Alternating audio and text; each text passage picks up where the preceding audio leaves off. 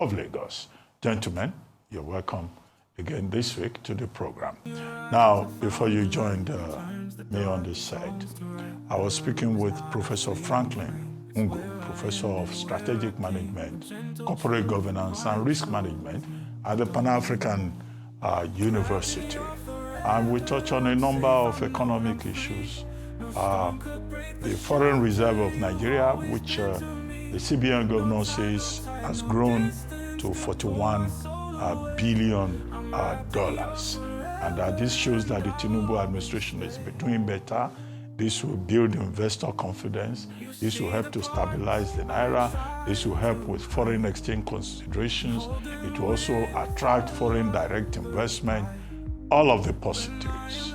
And then we evaluated the criticisms by Nigerians that, well, we seem to be strong externally in terms of reserves, but in terms of fiscal policies, fiscal strength in Nigeria, there's a lot of weakness. Multidimensional poverty, inflation, double digits, over 23%, revenue to debt ratio, very high. There's still a lot of borrowing, running into about 150 trillion, as at the last calculation and all of that. So there will seem to be distortions within the economy. And he was calling for holistic thinking. He was calling for deep thinking, looking at all the aspects. And he believes that while the reforms may be good on paper, the manner of the introduction and implementation of those reforms will seem, to have been where the problem is. Then we talked about revenue formula that is to be adjusted.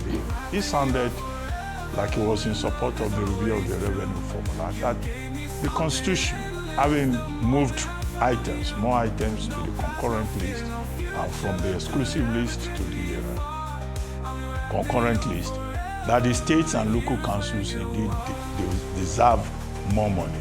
But I raise questions. I should know that these state governments and local councils, they are not centers of productivity. They are centers where if any money comes in, the governors and the local government chairmen just jump at whatever comes in. But you say, well, the federal government itself is not better, and that the states really need more.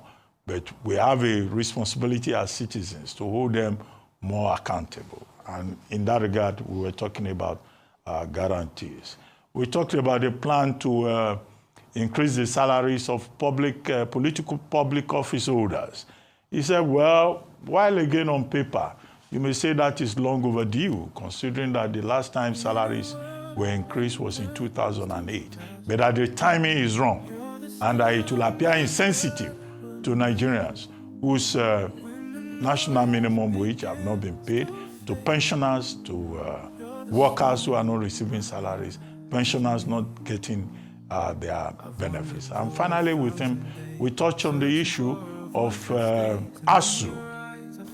The federal government has come up with what it calls Tertiary Institution Support Fund.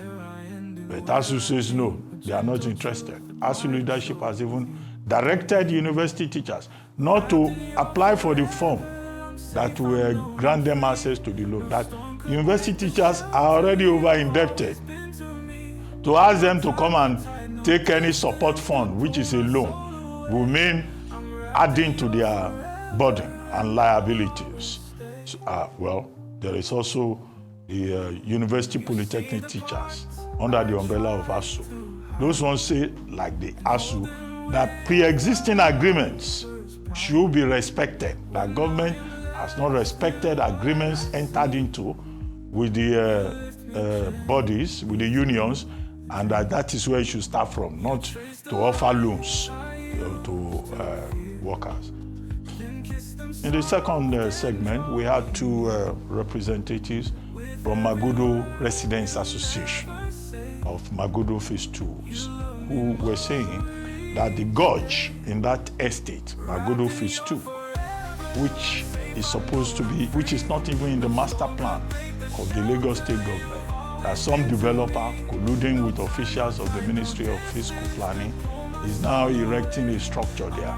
And it poses a threat, not just to the environment, but also to the about 20 or more houses in the area to the road, adjoining road, and that place is not for development. It's supposed to be a buffer zone for the safety of that estate, and to have approved or to have allowed anybody to develop there, will amount to a threat to the entire community. So they gave the details. They've written a petition to the governor of Lagos State. The stop work order has been put in place meanwhile, but I was asking them, why not go to court to enforce your rights? Why not approach the governor directly instead of just writing petitions? But that's the state of the matter. Those were the 5 issues that we've discussed so far. So, Mr. Logun, let me start with you. Thank you very much. Let's start from the complaint of the Magodo Phase 2. I understand Do you live there? I don't live there. Okay. But Mr. Logun knows everywhere. Just to be sure. Yeah, but when it comes to properties, It is constituted. His property and his Lagos. He knows everywhere. Okay, the whole of Lagos is your Yes, constituency. There's no property in his constituency. it's been a section that will help in fighting the flood that comes visiting from time to time. And on this issue of government approval, we need to really look into it. It's not only in Magodo. Remember at the time when some land grabbers also came in and some government officials were alleged to be aiding them. That was over the time when the governor himself was embarrassed by the behavior of those land grabbers. We need to establish the strength of the rule of law. But what shocks us is that despite all this, you may find that construction proceeding. In Arepo community, also in Ogun State, suddenly somebody came and started constructing a filling station in a place that should not be suitable for that purpose. And with all the efforts of the community, the project is still ongoing. So we need to put the big picture on the table. What exactly are we out to protect? Is it that we allow some to stampede the rule of law just because they are well connected? And research has also shown us that sometimes some top government functionaries are probably investing in advance for when they step out of government are involved in some of these transactions. But we wish the Magodo Phase 2 stakeholders the best in managing that. And like you advised, they may go to court or approach the governor directly, but also in Nigeria, the last threat is that go to court. So the judiciary also must come up like an institution that can be trusted to dispense justice on issues like this. And this brings us to the issue of ASU and ASO. It's quite disturbing. I was particularly interested in the tenure of Ngige when the ASU went on strike, and he wrote to the National Industrial Court to interpret the Trade Disputes Act that says those who participate in strike will not be paid. The concept of no work, no pay. Then, and the issues that prompted that industrial action are still the issues we are discussing. The 2009 agreement that even the former president of Nigeria, Chief Olusegun Obasanjo, described as not sustainable. And yet, despite the collective bargaining decisions that were entered into by stakeholders, the government is paraded as not respecting the spirit of those agreements. And the victim here is our education sector. Many lecturers have gone out of the country to seek greener pastures. And on the flip side of it, it appears that those who should even show concern are well paid and getting their salaries increased and things like that. And, I was reading that it may shock you to know that a professor earns less than 600,000 naira per month in a country where some legislators earn 21 million naira per month. And we need to look at the intention of the country to develop and put this side by side each other. And that I link with the RMAFC intention to review the salaries of public political office holders. And my mind goes straight to the early 70s, specifically around 1972, when the military head of state, General Gowon, came out to say that the problem of Nigeria now is not money, but how to spend the money. And the Udoji Commission was set up to look into the public sector. And there were recommendations made to make the public sector have a vibrant structure that will be goal and service oriented. And of course, remuneration was one of it. And the only one that really enjoyed endorsement was the increase in the remuneration. That was when many people started marrying more wives, and that was where the ostentatious lifestyle in the public sector started in Nigeria. And here we are today. Despite all these increases, the macroeconomic environment frustrates the increase. When the labor organization went negotiating the last minimum wage of 70,000 naira, it was like a huge achievement. But that 70,000 naira minimum wage is just about $34. And so you can imagine a family depending on that in a month. And of course, we understand that the president is now calling on diasporans to come back to Nigeria. And I want to advise that Nigeria should first be made a place where they can really come back and thrive and really have a future they can leverage on. And talking about our foreign research, good report, theoretical in nature. You know, even Dr. Okonjo-Iweala came out to say, yeah, the president has succeeded in stabilizing the troubled economy, but what about the safety net? What are the benefits for the citizens? You know, I read that about 2 trillion was shared from the federal account in the month of July to the tiers of government. And even the president himself went to the governors that, hey, we have given you money. How are the people impacted positively? And I will summarize with the comments of the American embassy in Nigeria that our governors live very ostentatious life, spending money to renovate their residencies and public infrastructures, while the citizens are suffering. The real attention should be on enhancing the lifestyles of the majority of citizens. An excuse was given that will give us enhanced fiscal responsibility.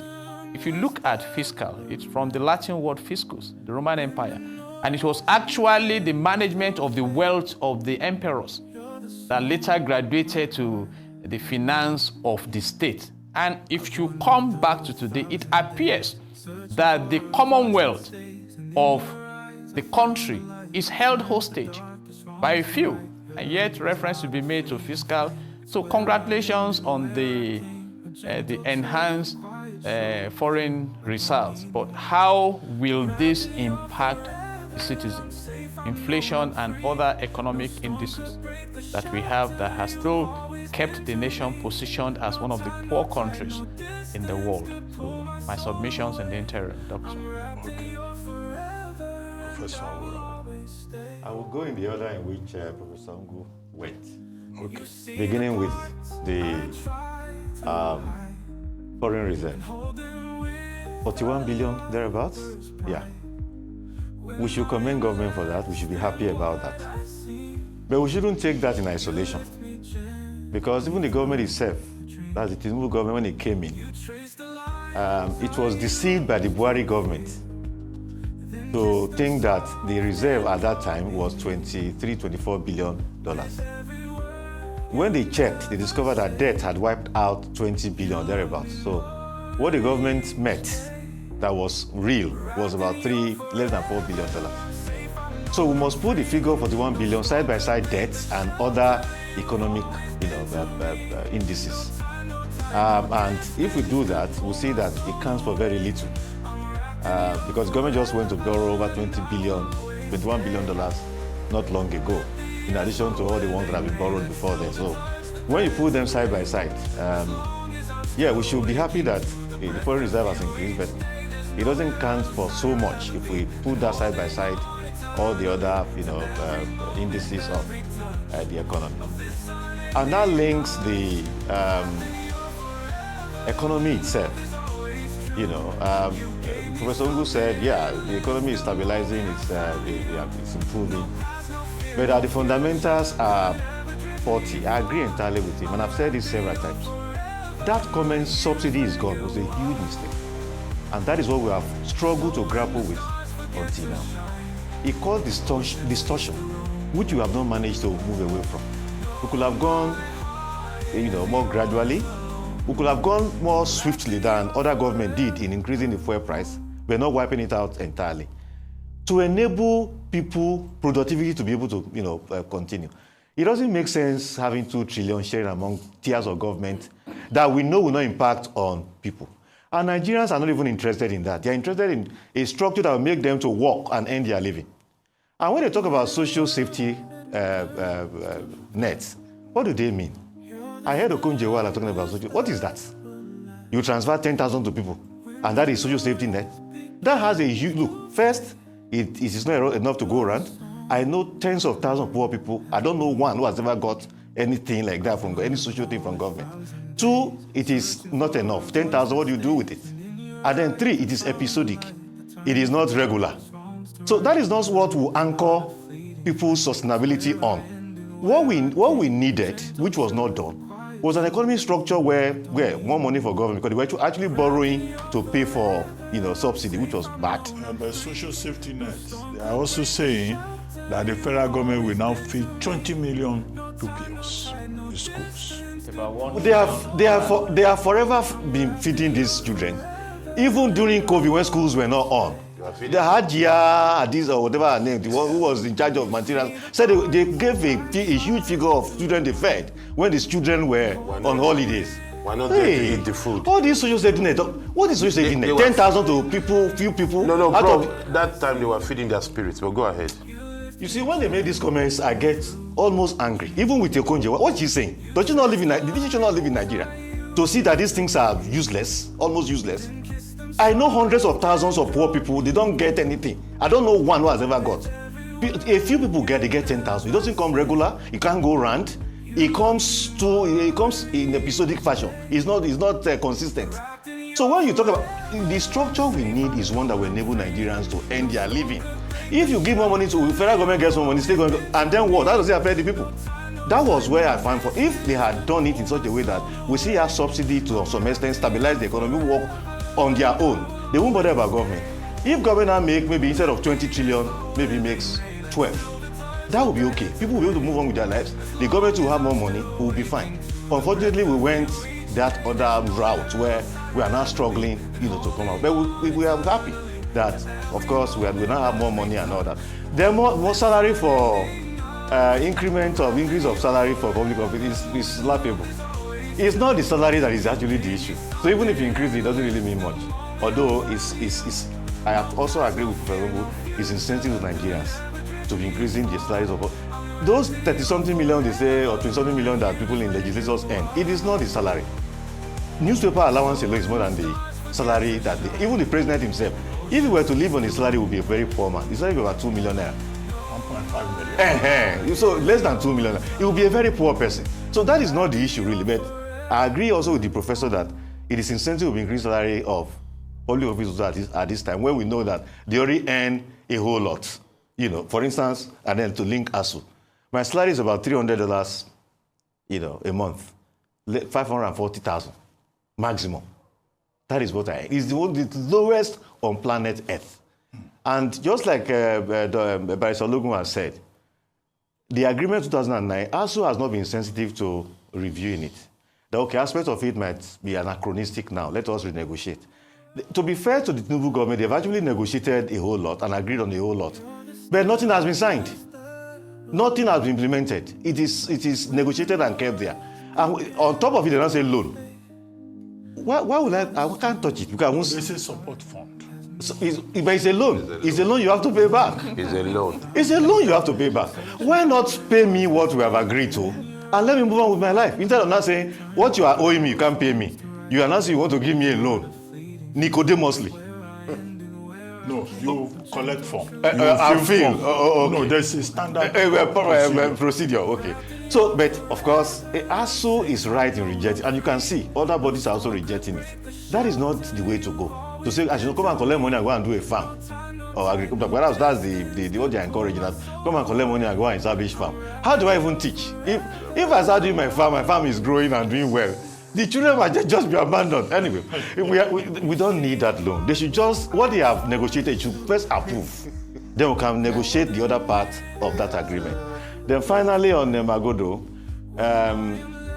well, they will not be able to see the governor. Maybe if they have a very big man in that estate who has links, they can see the governor. Otherwise, the guys that came here can say, well, how will they see the governor? They can't see the governor.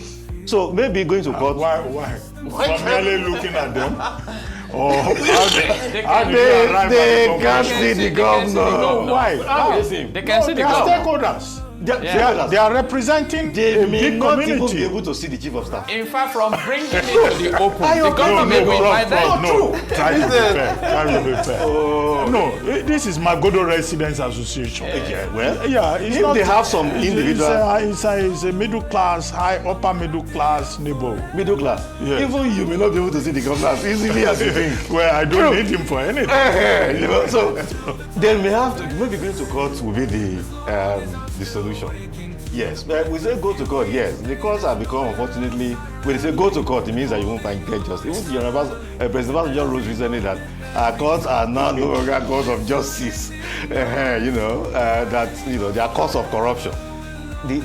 That speaks a lot about the judiciary. We have been saying this. They need to really reinvent themselves and regain that respect.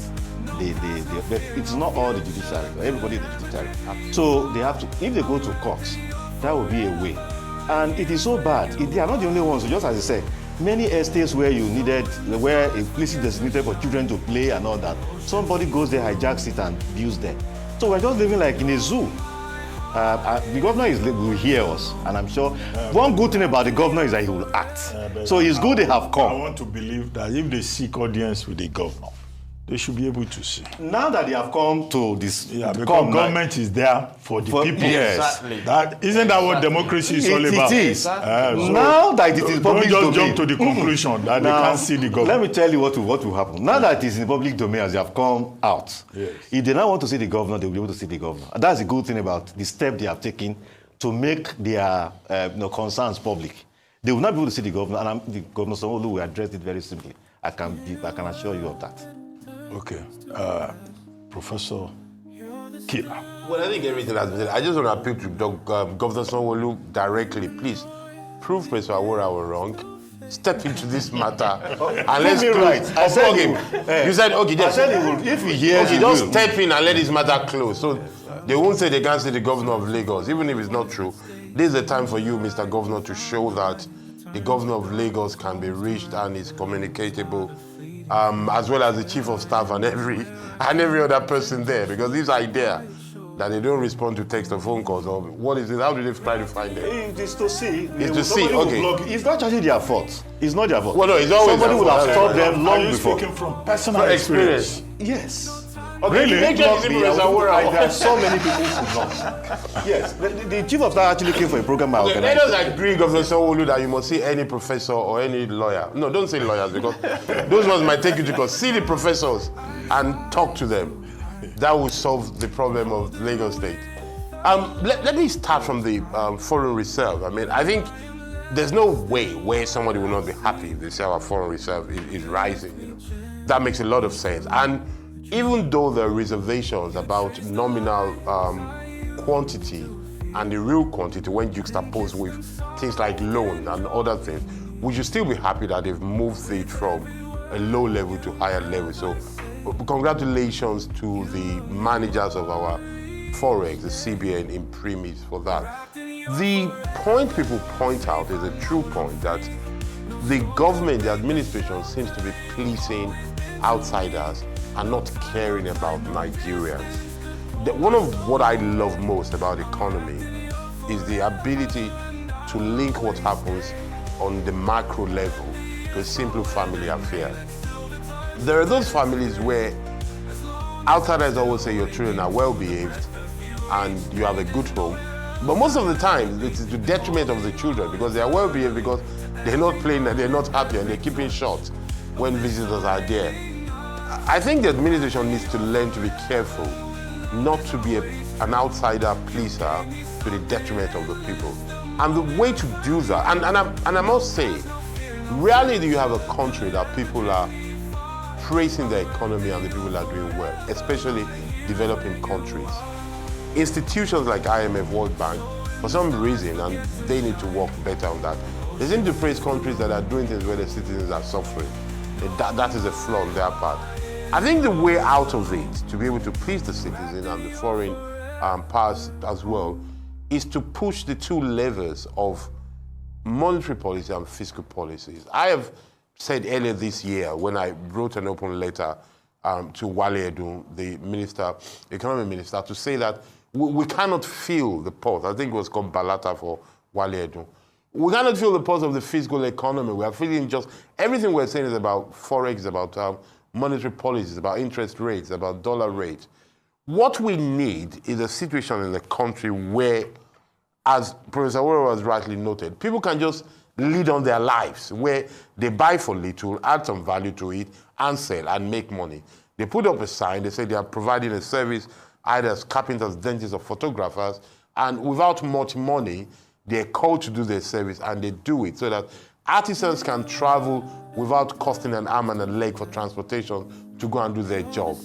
A lot of the price increase we've had, and again, Professor Wero is right, is due to the cost of energy and the cost of transportation. That was a kind of intervention that has caused a large problem in our system for people to recover.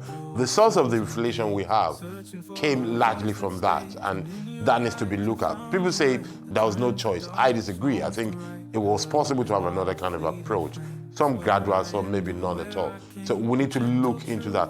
When we juxtapose the reason why citizens do not seem capable, at least some critics or observers, do not seem capable of celebrating the increase in foreign revenue, which, by the way, is undoubtedly a good thing because it's a symbol of stabilized economy. It shows you can pay what you owe. It shows you're bankable. But the reason why observers can notice that some citizens are not happy about it is because of what citizens are going through. And it is not just insensitive at this moment to be asking for a pay rise for public officials. It's vexatious. It shows a very dangerous disconnection between what is going on in the street and what is going on in the palaces. That is a moral issue of perception. But there's also an issue of economy there. This idea of increasing wages to deal with problem of cost of living is a wrong kind of economy. What we need to do is not to pump more money into the economy, is to increase the amount of goods and services available in the economy. Because, and it's because we're not thinking it through. If you increase the wages of one sector, any sector of the economy, chances are the other sectors of the economy will ask for more money.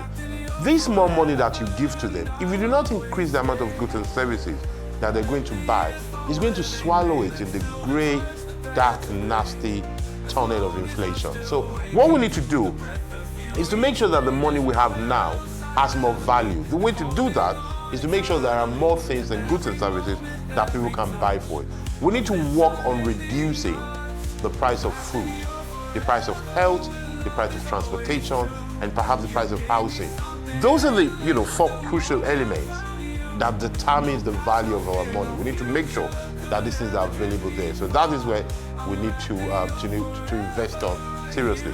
The talk of reviewing the revenue formula, I am all for. We need to decentralize. There's no point. Dr. Bati says we should be worried that the people at the local government level and the state level, they just pounce on the money and eat the whole thing. I think the Nigerian word is chop it. The whole money. No, well, look, yes, the risk is there. Let's be careful. I mean, Dr. Bati is cynical there, but he says the truth. Being cynical does not mean it's false. His concerns are real. What we need to ensure is that 2 things. Number 1, we need to agree that government needs to move closer to the people. Local government and state governments are closer to people. We then need to monitor them. We need to put in place mechanisms that ensure that they actually do the job. So they don't just get the money. I hear somebody say, The president told governors, I've given you money, what you've done with it. No, I disagree with the president. When you're giving them the money, you'd have shown what they're going to do with the money.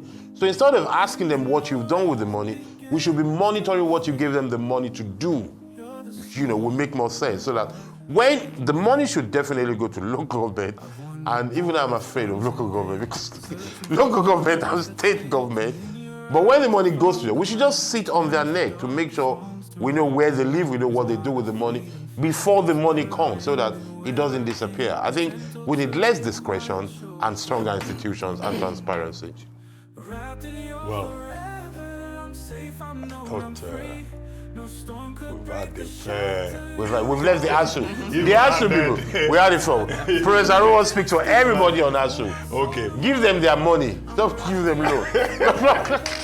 Otherwise, we look for the governors. Let's go quickly to something Mr. Ologun alluded to. Now, President Bola Ahmed Tinubu was in Yokohama, Japan, to attend TICAD 9. And on that occasion, he met with Nigerians in Japan. Imagine, there are Nigerians in Japan, Yokohama. And during that session, he told Nigerians in the diaspora to come home to contribute to the country's development, urging them not to stay away from home. Speaking at an interactive section with the Nigerian community in Yokohama, Japan, during the Tokyo International Conference on African Development, TICAD 9, Tinubu said Nigeria's growth under his leadership requires the involvement of citizens abroad. He emphasized that national development cannot be left solely to the government. There should be a collective effort between Nigerians at home and abroad. Tinubu added that true citizenship goes beyond holding a Nigerian passport, stressing the importance of character and commitment to the nation's progress. So, well, Professor Killer, you are one of the Nigerians abroad who came home. Will you say that President Tinubu, is that right to say, well, whether you are in Japan or you are in Alaska, there's one Nigerian who lives in Alaska. Please come home. There's more than one. And contribute. There's more than one that lives there. In Alaska? In Alaska, yes. I've seen a few people there. But I think the discourse, this speech by President Tinubu, I'm sure it's good intention, but it's more of a platitude, really, I think anybody says that and everybody can say it. There's nothing wrong with it, don't get me wrong, platitudes are not bad things. It's just that, for people like us, we look at the substance. Two things need to be said. I believe that the government should be talking about not just the sacrifice, but the advantage of people coming to Nigeria. To say, because we want you to come to Nigeria, we've therefore opened these offices in your country or online where your investments can be channeled directly. Because we want you to come to Nigeria, we're doing these investment schemes for you to participate in. Because we want you to come to Nigeria, we're allowing you to bring your friends and staffs and colleagues to come and work with you under a special visa scheme. That I believe should be the language of government, of governance to say, but the intention is good. To be honest, you say I've come back to Nigeria, but I still, travel. I think the way the global world is now, it should be less about patriotism and saying come to stay in what place. What we need to create is a country where people stay because they want to, not because they have to. What we need to create is a country where people live because they want to and they can, not because they have to. I think that is the duty of the collective, that free will that allows. Our movement should not be born out of desperation or because we are constrained. There are too many people who are in Nigeria today simply because they cannot get a visa to go out. That's a terrible thing. There are too many people abroad who are there simply because they cannot see it fit to come back here.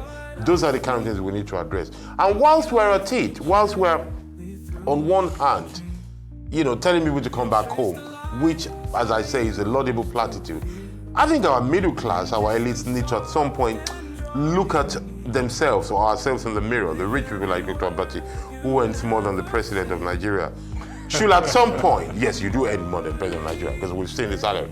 Are you sure about Yes, I know your salary. So at some How much point, do I earn? I will tell people whatever it is. No, in the spirit of transparency. No, well, not say it. I shouldn't be saying your salary. Say it. I haven't seen your place, but I know you earn more than the president. Since we know what president more is. than the president of Nigeria. Why? What's no, has the president read more books than you? Or has he written more articles I can than say you? I've read more books. Yes, you have read more books. I can speak. So for every book you've read, if we put money on it, we translate it to It you. doesn't work like that, my Every book that the president of Nigeria. But the point is this, we should also look at Nigerian elites and ourselves. So we're in a country where shopping malls, airports, they're selling citizenship anywhere. Banks are selling foreign citizenship. I think in terms of free market is a good thing, but we're talking patriotism and a moral consideration. We need to look at ourselves and say, what has we turned this country into? You know, a place where you want to buy your way out. I think government needs to work on that. More of that and less platitude. Rob? Yeah, I would like to start on this lighter. In the early 1960s, Professor K.O.D.K. of University of Ibadan, the Vice Chancellor, he actually earned more than Tafawa Balewa, the Prime Minister. Absolutely. So where we are now, you can see the dysfunction. So a whole lot has changed. And so much has changed to the advantage of those in government and, of course, disadvantage of those not in government. Now, to come to whether Nigeria... I think there should be a law that ties the salary of the president to that of the vice chancellor. Everything, no more, no less. But go ahead. I would like to propose that. Now, as for the coming home, I would, the simplest theory on migration is the push and pull theory, Michael Todaro and the rest of them. The things pushing you to leave your country and the things pulling you where you want to go to. It's as simple as that. It's not enough to just say, oh, come home. Just like Professor Killer has said, come home to do what? There have to be those things that will attract you to come back home for you to be able to come home. One Dr. Borode came from the UK a few years ago, went to establish a farm somewhere close to Lanlate or somewhere. And then what happened to him? He was killed by herdsmen. We were told that his family actually discouraged him from coming. But he said he wanted to come. He wanted to contribute. How much of improvement have we had in security in the country since Dr. Borode was killed? In fact, those are some of the things that inspired Igboho and the rest of them to start saying, look, no, we must have our own and all that. So, these are serious issues. They are not issues for joke. Security is the first thing that if you are not secure, you can't do anything. So if you say come home, do we have now enough security enough to be able to guarantee that they will be safe? What about the investment condition? Just like Professor Killer has said, these are the issues. It's not a matter of come home. It has to be we want to be home, not that we are compelled to come. When the conditions are in order. In fact, one thing I should also add to that is that many Nigerians abroad don't want to live abroad. If the conditions here are okay, very few Nigerians will be abroad. In the past couple of weeks, I've had friends who came from, they don't want to go back. They enjoy the environment and everything, but they have to go because they have to earn a living. So these are things that must be put right. If they are put right, President Tinubu doesn't need to carry out a homily to anybody to come home. They will come home naturally. Mr. Logan. Thank you very much. I agree with that. So we must create what we attract them to return. Sincerely speaking, for quite a number of Nigerians that live abroad, they want to be home. There's no place like home. I have friends in the UK. I was in Texas and I was to come back to Nigeria within 3 days and it was raining in a shopping mall. And I was so excited. So some people I perceived to be Nigerian that, hey, going back home this week. And one of them looked at me and said, you are going back home to where? Nigeria? You must be a big man. I said, no, that's my country. You see, what have we done, particularly in the area of security? Is very important. I read recently of somebody that came from abroad. I was going to Edo State and he was shot dead by a customs officer because he refused to give 5,000 naira. You see, there is what you call your socio-economic environment in public relations. And even the people the president was addressing in Japan, good address, good intentions, but even right there, we did not project the spirit of SMEs, because I understand the exhibition booth that was allocated to Nigeria was empty. And some have made excuses for that. So we must let people know that it's about developing the country and not about show of going around the world to secure businesses for the elite. It's very important that we benefit majority of the citizens, because right now, even this syndrome of Japa is dwindling. Research has shown that there is a decrease because there is one Donald Trump. They're giving out less visas. Exactly. Apart from even the cost of getting, how much is it now to get visa to the UAE? And or the Donald Trump in America who is resolute to throw people out of America. So this is the time to look inwards, and I'm advising that we should also shift our attention to the National Assembly. Please, Section 4 of the Nigerian Constitution 1999 as amended says that you should make laws for the peace, orderliness, and good government in Nigeria. And when we have this, it will be a pleasant place to stay. And let me say this, for those who have lived abroad and they come back home to try and establish businesses, even what some of them go through with government agencies to float their businesses can be frustrating. So we need to take a holistic approach to these issues.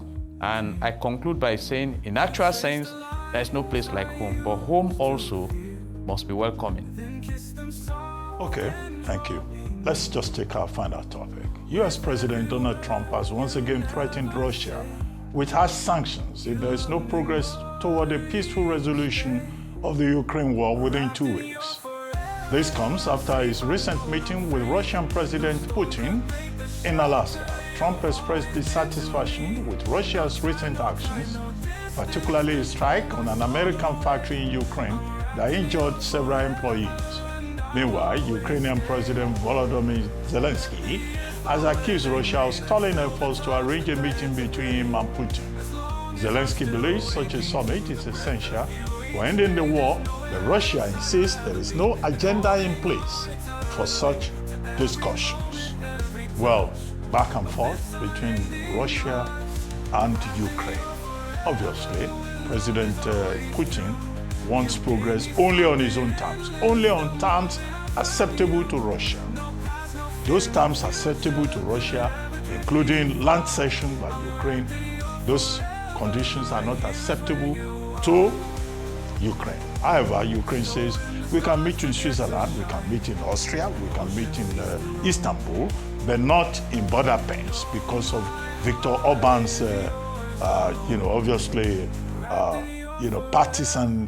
partial, allegiance to Russia. But very quickly, we have limited time.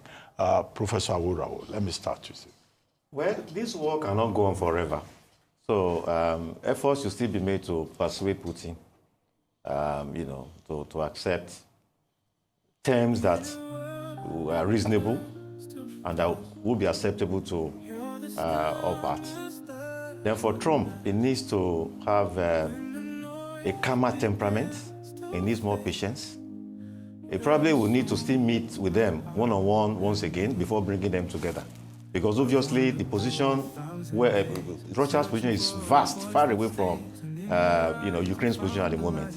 So all parts still need some moving away from the position they are now, for this war to be able to come to an end. It has to come to an end at some point. But again, there is nothing more to sanction really in Russia. Everything has been sanctioned. So Trump needs more patience, a calmer temperament. Let him still push on the way he has. He has done well so far.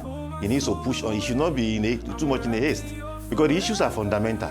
They are not transient and accidental. And when there are issues like when the casus belli in a war revolve around issues like this, you need more caution, more calm spirit, more patience to be able to handle them. If he approaches the issues in this fashion I'm just talking about, I'm sure some breakthrough will be recorded at some point moving forward. Okay, Mr. Luke. I agree with that. Like the elders will say, when a goat goes into a glass shop, you don't bring that goat out by force. Putin appears resolute. And on the side of Zelensky, he needs to consult his people. It's a constitutional issue. And see how they can compromise. But talking about threatening sanctions, Russia has had the sanctions up to the truth, and given the Russian economy, I think Putin is prepared to face the sanctions. So the sanctions may not achieve this, but I must commend Trump for bringing European and some other leaders together to engage this. I monitored their summits and things, and I'm quite impressed. And like Prof said, these battles will end someday, and then there will definitely be need for compromise, but not necessarily by force. Okay, if it's any kind of reassurance, Trump always chickens out anyway. So he has made them realize it's American interest that if they are ready, they sort it out. If they are not ready, talking about America moves on. Trump can always chicken out. Prof, the last word on this subject. Trump is a boy king, ruling an important kingdom, or a boy emperor ruling an important empire. He hasn't got the temperament that you want him to have. He's not him at all. The negotiator does not give deadline, does not give timeline. You sit down, It's a basic thing in international relations. It's one of the things you write, because you know that it's a process. Everybody knows that when you go to a negotiation table, your departure point, there are postgraduate students who we have to write departure point and final point in any negotiation. So Trump doesn't get it. I wish Ukraine well. Trump is not their answer. History will help them. A pity, every day somebody dies, everybody suffers for what could have been avoided. Thank you very much, Professor Kila. Thank you, Professor Awurawo. And thank you, Mr. Jide Ologun. You've been watching This Day Live, the Sunday talk show, here on Arise News. I'm Ruben Abati. From my entire team here in Lagos, it's bye for now, and thank you very much for watching.